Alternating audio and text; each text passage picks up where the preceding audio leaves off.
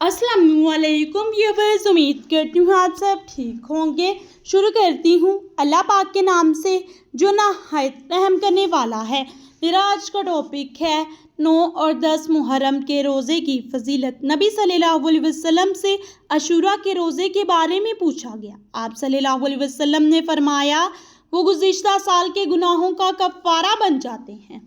हज़रत अब्दुल्ला बिन अब्बास रज़ियल्लाहु ताला अन्हु फरमाते हैं कि जिस वक्त नबी पाक सल्लल्लाहु अलैहि वसल्लम ने अशूरा के दिन का रोज़ा रखा और हमें भी इसके रोज़ा रखने का हुक्म फरमाया, तो लोगों ने अर्ज़ किया कि अल्लाह के रसूल सल्लल्लाहु अलैहि वसल्लम, ये ऐसा दिन है कि यहूद व नसारी इस दिन की ताज़ीम करते हैं। ये सुनकर नबी पाक सल्लल्लाहु अलैहि वसल्लम ने फरमाया, अगले साल हम 9वें मुहर्रम का रोज़ा रखेंगे।